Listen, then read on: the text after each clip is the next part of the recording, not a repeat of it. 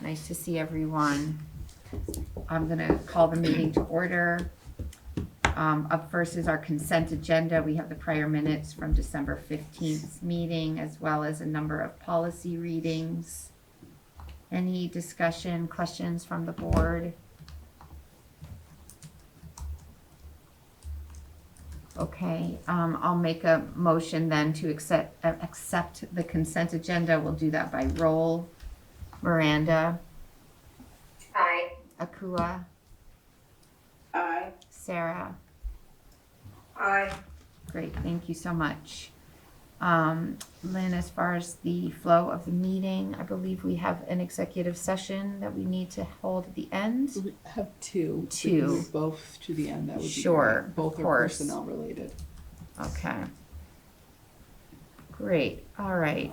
Courtney, any visitors in the virtual space? No. So everyone that is on this screen is everyone who's in the meeting. Yes. I feel like sometimes they're outliers, but I could be wrong. Okay, and no one here with us, so we will move on then to our spotlight. All right. Can I just say before you get started? Yeah. We had put in the agenda that we would have two spotlights tonight, and Melissa and Michelle worked so well together, they decided to merge their spotlights into one. Oh, So they're perfect. going to tag team together. Yep. Okay, great. Oh, and Melissa, there you are virtually. Okay, gotcha. Yep. So Melissa and I are sharing the spotlight, and so the purpose of our presentation is to provide some transparency into how our students with disabilities are progressing and how our district is meeting the standards that are set by both federal and state mandates. This data came from the Agency of Education, and it is data based on the year 2023-2024, so last school year. So we're a year behind. 2 school years. 2 school years, sorry, 2 school years. That's, yeah. So the data is a tool that helps us identify our strengths and target areas where we can further support student growth. There are 14 indicators of success, and I did not include all 14. I picked the ones that I thought were most important to share. So when the state evaluates FNESU's performance, they look at a specific framework known as the State Performance Plan, or they call it SPP. This framework has 14 indicators that measure everything from academic results to procedural compliance. So there's result indicators that measure student outcomes like graduation rates, dropout rates, and performance on statewide assessments, and then there's compliance indicators. So, and that all comes from EdDoc Vermont, which is the platform that we use to house all of our special ed information. So, all right, so the first piece of data is related to graduation rate, which is, this is the percentage of youth with IEPs that are graduating with a regular diploma. And in our supervisory union, we're at 71.43%. And I'm gonna compare throughout all of this what our percentage is and what the state average percentages are. 74.43%, and then the state is at 81%, so we have less kids graduating with IEPs, so than the state average. So one area that we need to improve on. The rest looks good though. I started with the not so great first. Indicator 3 is related to the state assessments, and this is in grades 4, 8, and 9.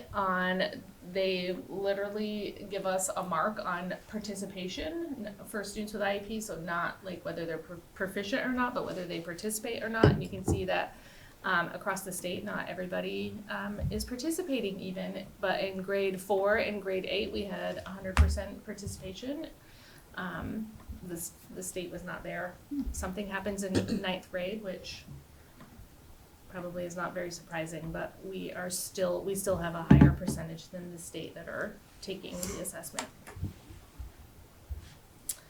And then this is math assessment participation. So pretty similar. 4th and 8th grade, we seem to be able to get everybody to take the assessment, and then something happens in 9th grade. Michelle, this is both the alternative assessment and This the is VTCAP? the VTCAP. Just Only. VTCAP. Yep. Okay. VTCAP. Just participation, Yeah. not like how successful they were or not. And then, indicator 3B, this is proficiency rate for children with IEPs against grade level academic standards. So in our supervisory union, kids that have disabilities in 4th grade for ELA are 19.23% proficient versus the state. And then grade 8, we're behind the state. Remember, this is 2 years ago, and we have since implemented new curriculum that hopefully we can see different results. Similar for math, we are above in 4th grade. 11.54% of the kids that have disabilities that take the VCAP are proficient, and in 8th grade it goes to 4.17.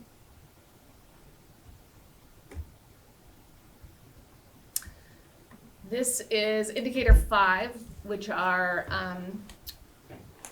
this is what we call in special ed the least restrictive environment. So this is inside the regular class 80% of the time. So a student with disability that remains within the classroom setting 80% of the time. We are at 89% within our SU that are in the classroom 80% of the time, where the state is only at 81%.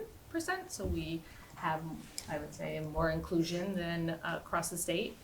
And then inside the regular classroom, less than 40%, we're at 4.81, and the state is at 4.1. And then separate school, which is what we consider steps and rise, we're at 4.12%, and the state is at 6%. So that inside the regular class, less than 40% could be a student with a lot of intensive services that are done Pull out. outside of the class. Yep. So like an So intensive reading program. could be intensive like program. 5 times 90 minutes of like a structured literacy program that is not within the gen ed setting. Yep. Speech and language services, like there's some kids that have OT, PT, like all of it combined. Yes. And then this is Melissa. All right, so now here we are at early childhood least restrictive environment. And in our case, their program, the early childhood program, is considered their classroom. So we're looking at the percent of children with IEPs, so ages 3, 4, and 5 who are not in K, who are attending a regular early childhood program and receiving the majority of special education related services in the regular early childhood program. Our SU is at 61.9%. So which is just below the state average, but we have to consider the majority of their services. So if they are kiddos who receive speech services that need a quieter environment, that's considered outside of their regular early childhood program. So they're still receiving services, they're still engaged in the classroom, but the majority of their services might be outside of the classroom. Moving on to 6B, we don't have any separate special education classes, separate schools, residential facilities, and there are also no children receiving special ed or related services at home in preschool. Now we're moving on to the early childhood outcomes, which is how we are tracking children's progress. In 3 areas. One, social emotional. The second one is the acquisition and use of knowledge and skills. So that would be cognition, speech and language, and then use of appropriate behaviors to meet their needs would be adaptive skills, self-help skills. So what this is showing you is the percentage of children who substantially increased their rate of growth entering and exiting early childhood services. The majority of our children, I'd say, do transition from early intervention services and then carry on. So we generally do have them for a good full 2 years. And as you can see in all of the outcomes, our percentage is higher than the state's average for children who substantially increase their rate of growth, which is very exciting to see.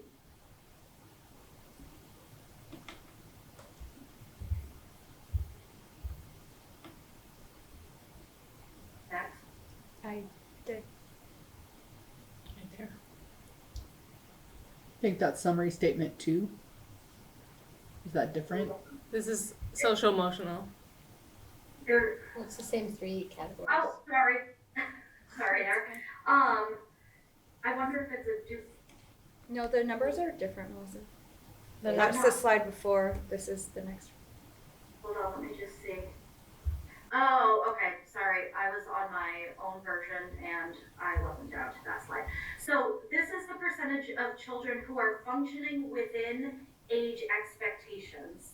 So you can see that we are below the state average, specifically, most notably in outcomes A, social emotional, and outcome C, use of appropriate behaviors to meet the needs, to meet their own needs. And I think that's just an area of growth, but also I think does speak to the skills that children are entering our programs with and the fact that they are making substantial growth, but they're not necessarily functioning within age expectations. Next. Oh, I see what I'm looking at. Sorry. My screens are different. I'm going off of 2 screens. So I'm stepping out of this special ed data for 1 second because I just wanted to highlight some of the great work across the board in early ed regarding general education, and the fact that these practices do support every single learner. So each year in kindergarten, in the fall of the kindergarten year, kindergarten teachers fill out this assessment that shows students' knowledge and skills within the first 6 to 10 weeks of school. And then the state provides a report in March of every year showing of the kids who attended a highly qualified preschool program, what percentage met the expectations, like indicated readiness for kindergarten, and then the same for children who did not attend. So this particular assessment only goes back to 2018-19. FNESU is in blue. So you'll see that for 4 years of this assessment, FNESU's kindergartners were essentially coming in more prepared when they did not attend kindergarten. So a greater number of kids, one of our preschool programs, were coming in more prepared than children who did. In 22-23 and forward, the percentage increased significantly for children who are attending our programs or partner programs. It was in 21-22 where our program really targeted the use of pyramid model practices, which is considered early multi-tiered systems of support where teachers got training, coaching, and really targeted the implementation of universal practices. And I think this data really supports the effectiveness of what we're doing in preschool and how that's being carried over into kindergarten. Back to Michelle. Yep. So now I'm going to the far end of schooling for students, and this is our post-secondary transition plans, which if you've been on the board for a while, you probably have heard me complain a little bit about these. And I wanted to show, as much as I get frustrated with it, I was at a 90%, which I have since corrected. I made a verb problem and forgot to put an ED in the transition plan, and it got kicked back to me, which is where this 90% came from. But you can see that I just wanted to point out that the state average is 55%. So even though I was at 90 and very frustrated about it, I'm much higher. We're much higher in this SU than across the state. But this is when a student turns 16, we have to have a transition plan of like adulthood, like what are the goals and how are we going to provide them access towards those goals. So Overall, besides the graduation rate, we are above the state average in all of our special ed data. So Morgan is going to help me with this slide, but we wanted to also share some information regarding special education costs in FNESU, and we compared that to our neighboring districts. And Morgan helped me with this, so I'm gonna make him jump in. But We're not gonna be identifiable, correct? nope, Okay. no, just us. FNESU, we're the first block, and you can see that for every student that is in special education in FNESU, no, For every student in FNESU? Yeah. Total population? total population, sorry, for every student in FNESU, we spend $3,439 for a special ed student, right? Help me. Yes. We spend $3,490 whatever dollars on special ed per student. So we're dividing over the whole student body, and the reason that we did that was you can get at systems that under-identify or over-identify kids in special ed. And so we looked at the whole costs over the whole body rather than costs over just the kiddos on IEPs. So we're at 3,000, and some neighboring districts go as far up as $9,380 Per student. per student. That's the first bar. Can I ask Blue. a clarifying question? Because I'm not sure I fully understand, since our per pupil, is that on top of our baseline per pupil spending? No, that's all within it. Okay. The Uh, 3,000. This is just one subset of what we spend as a Okay. system. Okay.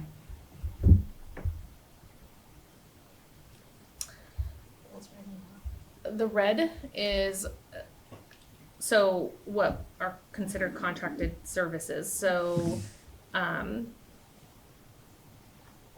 this is our, so other supervisory unions, the reason that mine is low is because we don't contract for the CAT workers or the autism workers anymore. We hire our own people and train them and provide our own supervision.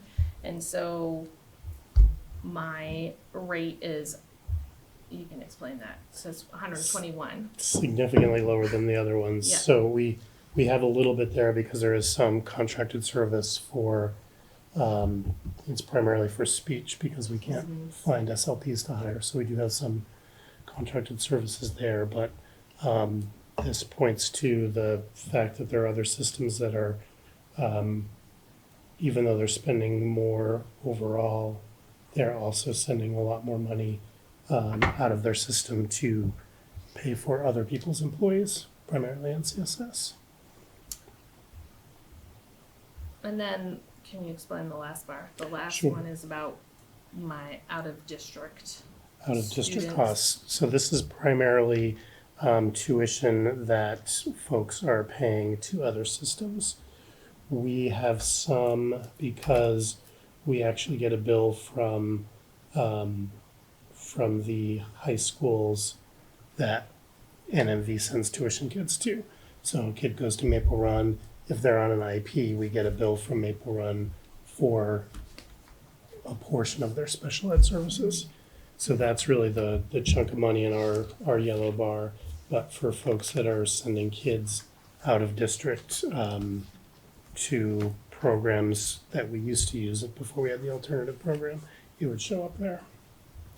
There is one thing that I would like to share that's not, we didn't create a bar for, and maybe it's included in there, Morgan, and you can help me, but to be able to talk a little bit about transportation costs and the difference. So last year, and help me, Morgan, this does not include I purchased a van, and this does not include the cost of the van, but last year, my transportation costs and sometimes we have some parents that will transport a student that we reimbursed for the mileage and the fuel for my vehicles. I spent $18,948. That's also includes my oil changes, my inspections and stuff like that to keep the vehicles. My colleagues, because when they contract out to alternative programming, their cost for transportation, so keep in mind mine was at 18,000, theirs are 665,000, 461,000, 620,000, and 851,000. So huge difference by purchasing our vehicles and keeping our programs within FNESU. Yeah, we did not include that in this chart, and part of the reason is because of that that mix of how transportation is paid.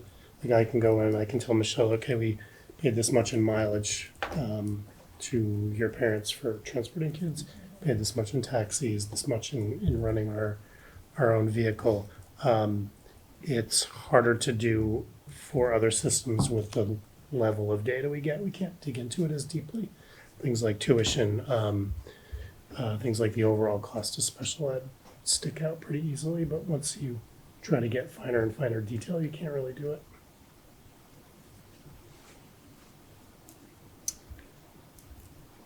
And that's it. Thank you very much. Sure. Excellent, thank you so much. It's great to see, especially the transition plan data. I know that was something Worked so a hard. few years ago you worked so hard to get the corrections that And I ended got up it just being correct. verbs. I got it corrected, and then it was still at 90 when I saw my data, and I'm like, why? And it's because I had to go back and fix it, and they give you your initial submission score. So Still pretty good progress, still, Michelle. I know. And Melissa, Yep. that's pretty impressive pre-K data that we've seen in the last 3 years. Yeah, that's exciting. Yeah. Wonderful, thank you all so much.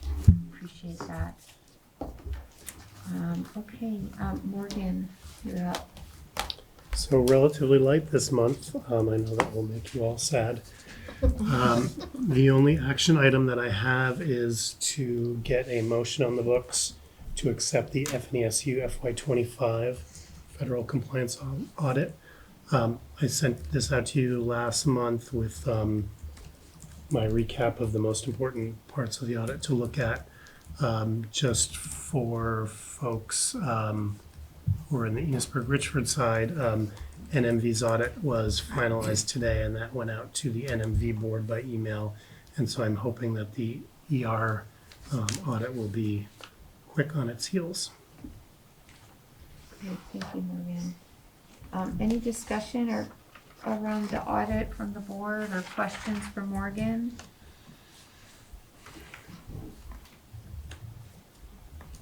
Okay, I'll make that motion then to accept the FY25 audit. We'll do that by roll. Miranda, Aye. Akua, Aye. Sarah, Aye. Mary's an aye. Thank you. Vern did ask me to stretch out my section a little bit, so the only other thing that I'll add is our two districts have warned their budgets. I'm watching as other districts are warning their budgets. Right now, in terms of the districts that have warned a budget, education spending's up about 4.4%. When the yield number was calculated for the December 1 letter, the assumption that they made, I think, was 6%. So if that continues, the rates that we will see once budgets are passed and the final rates are set should be around 2 to 2.5 cents lower if that continues. Still a lot of budgets, some of them pretty large, that are out there. Yeah. And that ed spending of 4.4%, some districts are down as much as 10, some are up as much as 10, and ERs was just over 3%, and NMVs was just over 1.5%. So we are increasing less than the state average, even with our smaller base that we're starting from. And then a similar picture when you look at ed spending per pupil, which is that number that we use to compare ourselves to other districts. ER was up 2.6, NMV was down 1.1. The average seems to be about 3.5, an increase of 3.5 in the state. Some of those are up as high as 13%. And those are areas that are likely seeing a big drop in enrollment, dropping faster than they can correct their budgets. One thing I'll add to that, Morgan, is the governor's buy down, potential impact on tax rates. Can you speak to that? Yeah, there has been some modeling on the 75 million buy down. And so it looks like that would drive down the district level tax rate for everyone by about 5 cents. We're not there yet, but it seems like everybody at the table is interested in using that.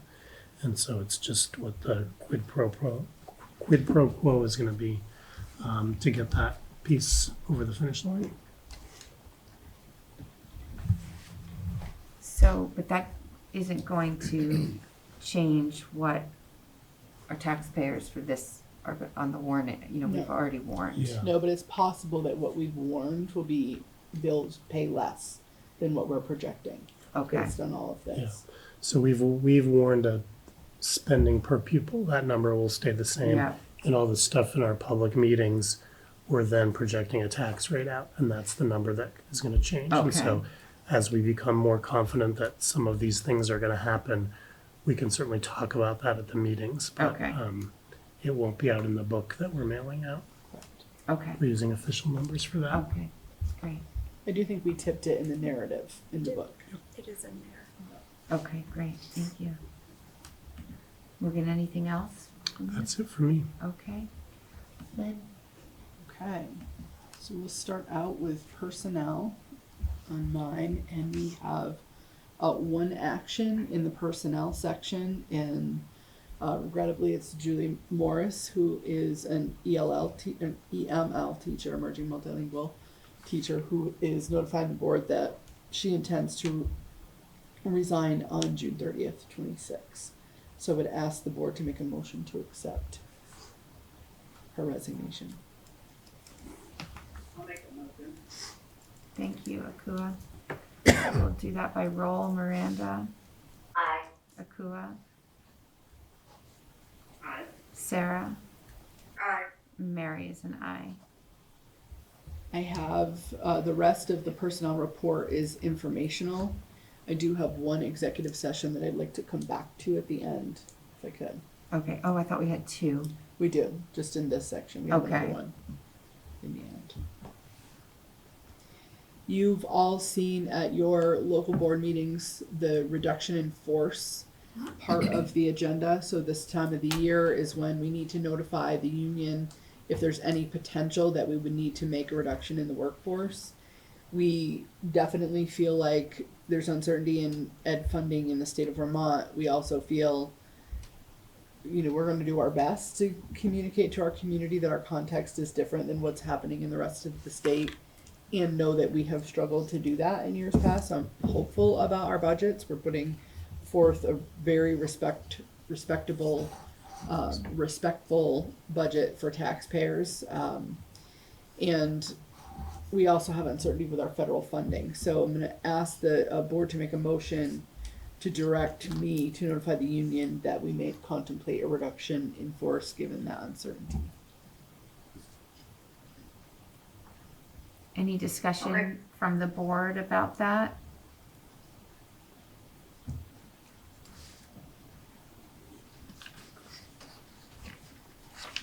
Okay. I'll make the motion for the contemplation of reduction in force. We'll do that by roll. Akua? Aye. Miranda? Aye. Sarah? Aye. Mary's an aye. There is a lot happening during the legislative session. I feeling a little behind already because there's so much happening, but when I wrote this report, this was pretty up to date. So we all know that Act 73 passed last year, And there are several components of Act 73. The two most consequential that I would say have to do with school district consolidation and the foundation formula.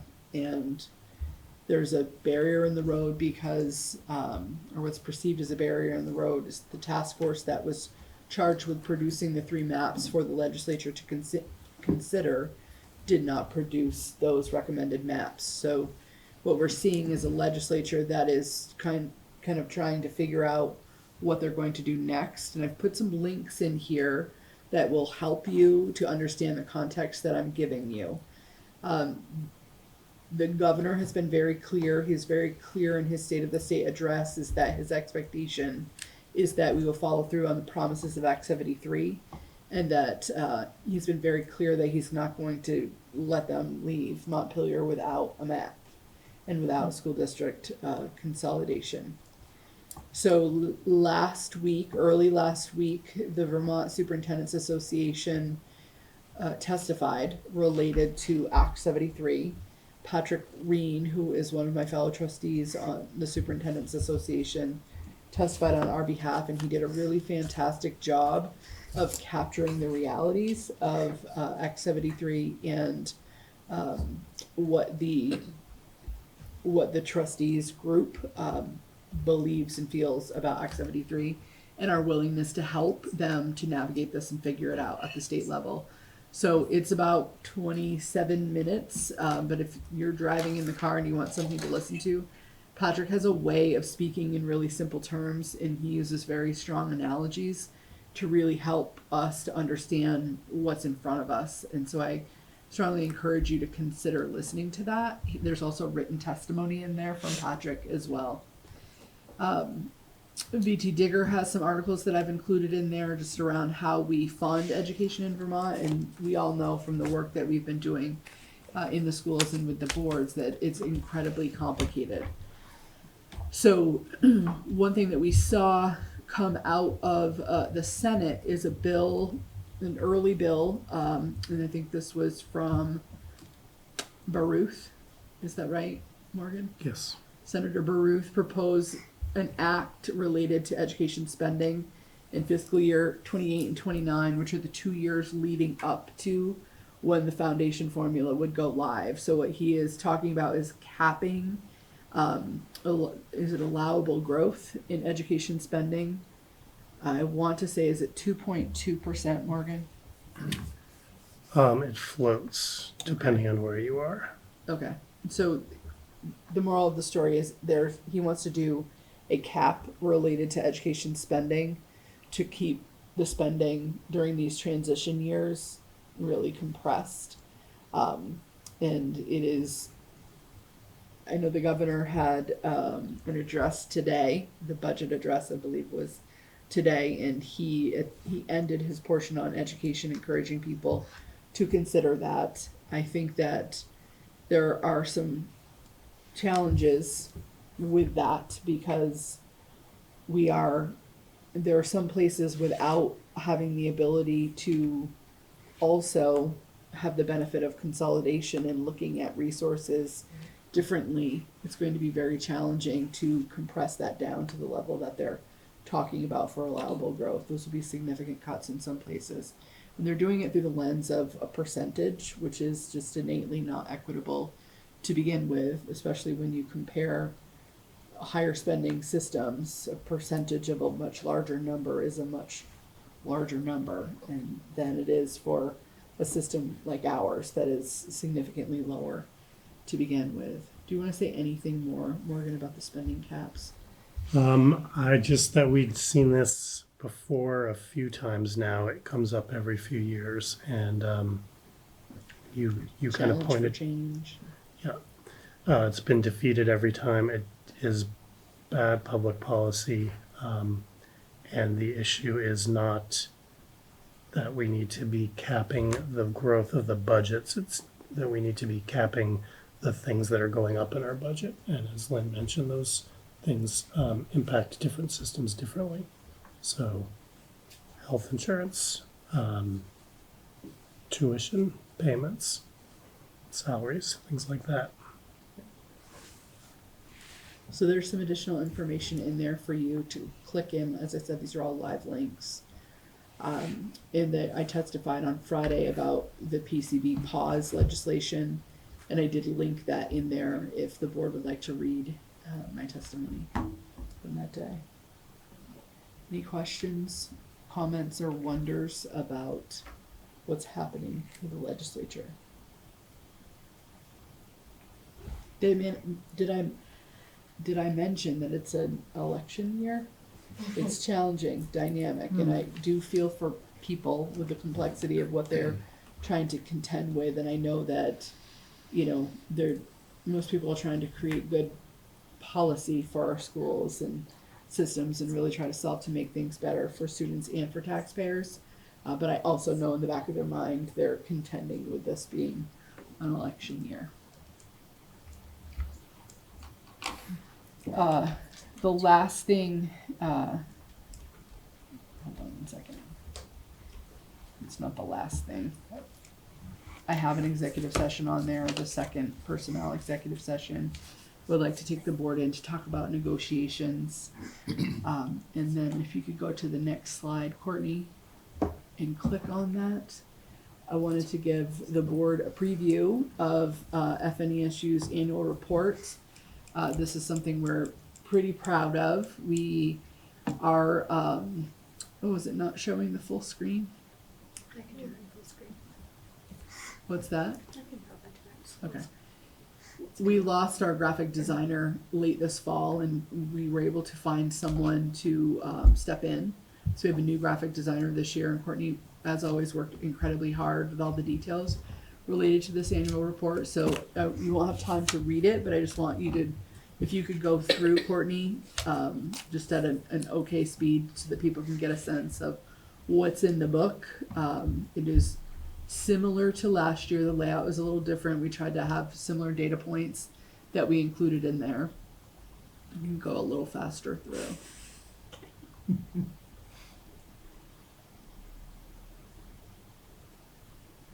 Talked a little bit more about the priorities that we have across the system. We gave updates from the principals with a QR code that leads to full reports from each of the principals related to each of the schools and what's happening for our students. That's my final step before we publish the annual report, is I just need to finish those full reports. And then it'll be live. Awesome. We did a little bit of data around where our 2 graduating classes went last year in terms of when they left us, what were their plans in terms of college, career, trade, things like that. We have 2 alumni spotlights that we're really excited about. One of our board members might recognize someone there. Hannah Herchbees, Richford High School, Cold Hollow grad from the class of 2019, is doing some incredible things. She is graduating from Yale University, and she will have a degree in midwifery. So she's had some really good advice for our current students. And then Evan Town and Enosburg Falls High School graduate, also a Cold Hollow graduate, was in our auto program and just spoke really insightfully about the lessons learned at CTE at Cold Hollow. And he is now doing very well for himself, and he is an owner of a Snap-on franchise vehicle. He's doing great. He has also some good advice for our students. Nice. We've got data in there about our academic progress, and we have a lot to celebrate in FNESU. Things that we're celebrating include student achievements and staff achievements, and some awards that people received, some awards that students received. We tried to elevate some of the funding opportunities and some of the innovation that's happening here through our first robotics program, and we celebrated also our selection to be part of the League of Innovative Schools. Morgan and I had the opportunity to travel to DC in early December to do some legislative advocacy around education funding, so we included that in there. We did 2 spotlights this year. One was on the Human Services and Education program at Cold Hollow and just pulling out a little more information about that program. because I think people don't fully understand what opportunities students have over there. We also pulled out a spotlight related to Richford Elementary School and the priorities that they've worked on over the course of the last 5 years and the significant growth in academic data that the school is experiencing. We have a spotlight related to early ed, our alternative programs, a little bit of data there. We have information about our social emotional growth in FNESU and the skills that we're talking about when we say social emotional skills. We have information about our LEAPS after school programs. We highlighted some student travel and cultural experiences. I just want to note that those were past trips and upcoming trips there. And it says in big bold letters near the top, and it's underlined, that these were not funded by the taxpayers in this budget. These were all fundraised, and they were contributions from students and family members for those trips. Budget information for both districts. You can see the overall growth. Morgan added a chart to just show how many people pay based on their income, how many people have income sensitivity benefits in both of those districts. You have the per pupil data that we have shown where we fell this existing school year. Some final budget notes. We have a nice letter from the board chair, Mary Niles. And we end with some information about all of our public meetings in all 9 of our schools that are coming up starting next week. So that is our annual report, and you're the first group to fully see all of it. It looks awesome. I know it's a really big, heavy lift. Thank you for working so hard on that. So I have, except for the executive session. Okay, and just to clarify, Lynn, they're both for personnel? They are. Okay, great, thank you so much. Okay, we will move on to our central office reports. Let's see, no Dominic. So I'll start with you, Gab. I don't have a lot to add, but we had in-service today. And there's a lot of positive feedback. We're collecting that information in SCED, which we paid for this year, to try to clean up some of those logistics. And it's been helpful to see that come in. And then I also wanted to just, something that didn't make it into my board report, and I'm not sure how familiar the board is with this process, but I've been doing curriculum reviews. We spent a lot of time in the last couple of years dealing with literacy, but there's lots of other subject areas out there. And last year we did a curriculum review around art, and this year I'm working with a team of health educators to review that curriculum, the priority standards, and try to align the buildings a little bit more. And global citizenship is also on the list. So they've been having those conversations, and we got the 6 through 12 team together to have a conversation, and they were pretty excited to have that conversation, and I think it spurred on a lot of good energy. So I just thought I would share that. That happens about every 3 years unless something else happens, like the standards change at the state level or the national level, which happened with health. So. Great, thank you so much, Gab, appreciate it. Michelle, do you have anything that you'd like to add from your report? I do, don't be mad at me, people. No, I just no. wanted to share a little bit, in case people hear it out in the community, that the Department of Mental Health has changed the way the process works for students that are shifting into adult services. So here at the school level, when a student is in special education, and I share that when they turn 16, we have to create transition plans, and their graduation requirements are related to if we have provided reasonable and appropriate access to the transition plans. And once that happens, we also use something that's called a graduation readiness tool that looks at access points and skill development, and then a consensus with the team of whether you get 0, 1s, or 2s on this tool. And once once we have provided access and the AOE graduation readiness tool has scores of 1s and 2s, we make a determination that a student is ready to have a graduation date, which then goes into adult services. And there is a new system that families have to make a phone call, and it goes to a neutral central party. And once they make this phone call, then from there, there's a screening with this whole formal intake process, and from this intake process, they determine eligibility. And then there's something called a SIS-A assessment, which once all of this whole process is done, that families have to initiate and make the call themselves. They don't really find out what services are available for their child when they go into adult services, so it's creating what I think a lot of stress in families, because they don't know what happens once the graduation date has been given, which has created some challenges here for special education, because the law says that we have to provide access to the transition plan or a student ages out at 21. And so some families are not wanting to leave this school system because of the stability, when it comes down to like potentially a systems problem on the other end, and it's a new system and nobody really, they're tweaking it as they're going. And so I just want to kind of give you some background on that in case you hear about anything from families. I'm gonna add something for her, if you don't mind, because I did a slideshow this morning for our in-service and got some data from Morgan to share, and I thought it was really interesting to look at comparisons between alternative programs and FNESU. And sorry if I'm stealing your thunder.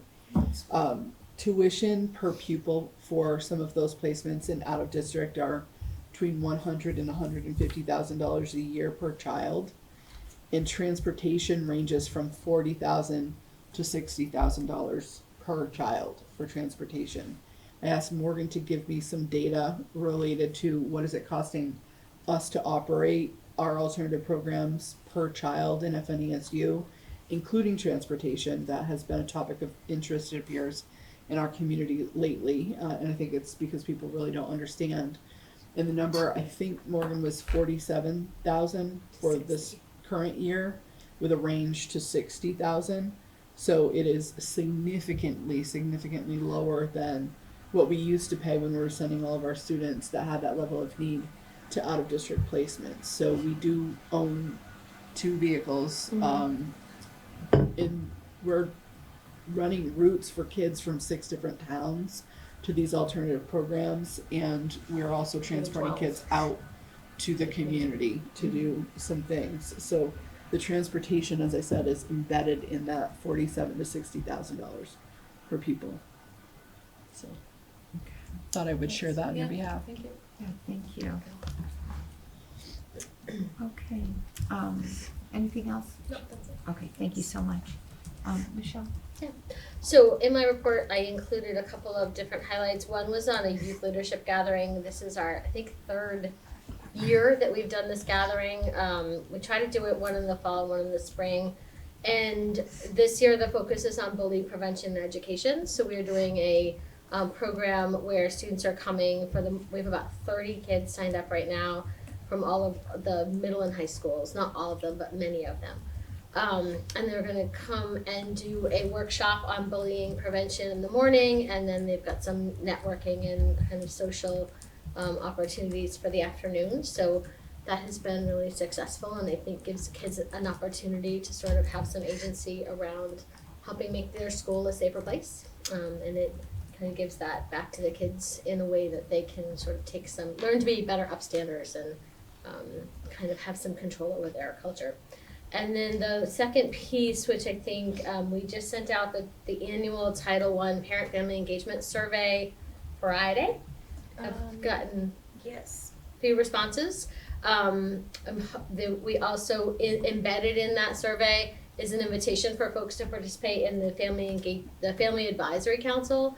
And that meeting is really an opportunity to synthesize the data, summarize it, bring it to that team, and then we talk about strategies that we might use to make improvements over the year. So I have put links in there to both of those things. I do encourage people, if you're interested, to both fill out the survey and sign up for the advisory council meeting, which will be on February 12th.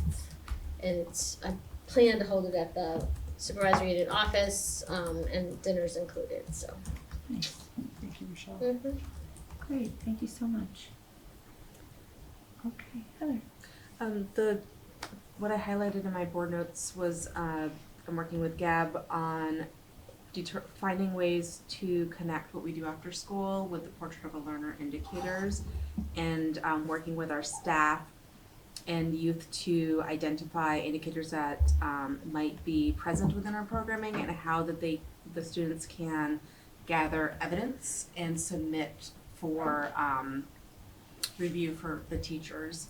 So we're working on a pilot this year for trimester 3, so that we can start with a couple of indicators that we know are already embedded right within our programs, and we're hoping for next school year, possibly by this summer, to have it opened up more broadly. So we're creating some templates for how we can, in our after-school environment, help youth collect that data. So it's pretty exciting. I spent, when my coordinators came to in-service today, we spent some time doing a bit of a gallery walk on Portrait of a Learner, and where in K through 12 are we doing programming that connects with the various indicators. There was some really good information there and some good awareness for all of the coordinators.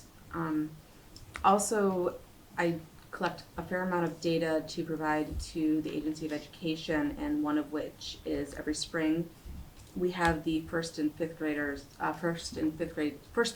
teachers complete a school day engagement survey to see if the engagement either has improved or declined, or if there's no change, and if there's no change in classroom engagement, did it stay high or stay low? And excitedly, looking at the data, 49% of our youth had high engagement levels throughout the entire school year, and 30% had improved engagement. So we're just seeing that correlation between participation in LEAPs and having high engagements within the classroom. So it's nice to see that with some of our data. Excellent. Thanks, Heather. Appreciate it. Okay. Dawn? She is on. Yeah, Dawn? Hello, can you hear me? Yes, we can. Okay. So I don't have a lot to add to my board minutes. I did want to take and let you know that we did have in-service today. Our kitchen staff were also at that in-service because we had some mandatory training that we needed to get done as well. So we did do that. And then we also did a meal for the staff that were there, rather than them going out into the community and kind of bombarding the local areas. Then we have started providing that meal for them right after school. So that takes a heavy lift off from, some still go out, but some just choose to stay there and eat. I also wanted to take and just touch base and let you know that I am working on something for this summer. Morgan and I have talked a little bit about it. I haven't dug right into it really deeply. I'm hoping to come back to you at our next board meeting with a little more information. But we are looking into the meal boxes that were being done in other communities. We're looking at self-service, serving those in our own district, done by our staff and whatnot. So we would have meal boxes for some, the community that could come and pick up those meal boxes at some of our sites. So more information to come on that. That's great, Dawn. Thank you. Yeah, that's great. Thanks, Dawn. Appreciate it. Melissa, do you have anything you'd like to add? Melissa left the meeting. Oh, she did. Okay, no problem. Then Fern. So Sheldon, we went out to bid for 2 new steam boilers. We were hoping for 3 or 4 bids, but we had 2 come back, and Michael Mechanical won the bid. We sent out the contracts, signed that, and we got the ball rolling for that project this summer, which is much needed. Richford High School, we completed, so we started a project this summer. We made the home economics room more like a stainless, more like a commercial kitchen, and it really came out well. We ran out of time on the flooring, so we were able to get the flooring finished during Christmas break, and so that's 100% complete. Enosburg High School, I had the walkthrough for the snack shack this afternoon. We had 2 contractors show up for that, and 2 more that couldn't make it that will come back and look at the project and then bid. So hopefully we'll have 3 to 4 bids for that. We've got a serious glass problem here at Enosburg High School. We've got a lot of seal failures, a lot of window failures, and things just keep adding up for this school, and we've got to start nipping away at some of them. So I had a walkthrough with Portland Glass about, and they did I do want to do a presentation on it with Lynn and Morgan. They did a really nice presentation on how we can attack this problem and maybe do it in a 2 to 3 year plan, but it's certainly not going to get better. Morgan also sent out, or Morgan and I are working on getting an RFP sent out for some masonry work over the gymnasium and also roofing repairs. Not so much the roof, but the flashing. It's coming down that needs to be repaired because we do have some water infiltration in the school. Nothing major, just some issues that we need to attend to. And then Enosburg, over the Christmas break, I worked with my custodial staff, and we started doing our own epoxy floor installations, and I was really proud about how one of the bathrooms came out, and I think it's just the tip of the iceberg of what we can start doing. Again, I talked in the past about getting away from VCT flooring, and again, I'll have a presentation, what we did over at Enosburg Elementary over the summer. I think it's going to be the new way for flooring as far as upkeep and safety, and also just overall, we just don't have the time with the programs in the summer, the time that we have to go through these schools and clean them. And stripping and waxing is just impossible getting done. So I think we jumped on the bandwagon for about 5 years ago with this epoxy floor, and I think it's the answer. I hope to continue phase 2 with the Enosburg Elementary this summer, and I think down the road we'll probably start using it in other schools. Fern, can I ask you a question You sure about can. the glass? Mm-hmm. So you're working, like, I don't think of Portland Glass as a window install, like a big window company, the way I think of like Marvin or Anderson, and is that because Portland you want Glass to is be more- able to replace just the glass Right. and not replacing entire windows and all the reframing that Yeah, happens we've with got an that? abundance of windows in this school. Yeah, We've got a lot of failure, a lot of argon failure where windows you're seeing the fog in it. We've got some windows with actual water in them Yeah. that the seals have failed, Right. and as you know, with this weather coming, we could potentially have some broken windows with this water expansion. Right. So Portland Glass is a commercial company. You're talking more like a residential. okay, with so the they other do companies. commercial, Oh, these are absolutely. window Yeah. replacements, Yes. so they're Yeah. full on, not just replacing the actual No. panes of glass, cause And I- you might be replacing them with like the new, now it's not even double, it's like triple Correct. paned argon filled Yeah. windows. So these guys did a presentation to me last week, and they really, I thought, did a great job on possibilities, maybe eliminating some glass, putting some blank panels in. The more glass we have in the winter, the more cold, Right. and in the summer, the more heat. So we've got a plan together, and everybody's been so busy, I haven't had a chance to sit down with Lynn and Morgan and Yeah. talk about it, but it is in the works. And like I said, we're getting to a point where we're reactive to a lot of the schools that have needed heating systems that have needed. This school is a large school, and things are starting to. We need to start addressing some things here now, as well as, you know, some of these other places. We've got the heating systems up, we've got the electrical up. Now we have to concentrate on areas here that we need to.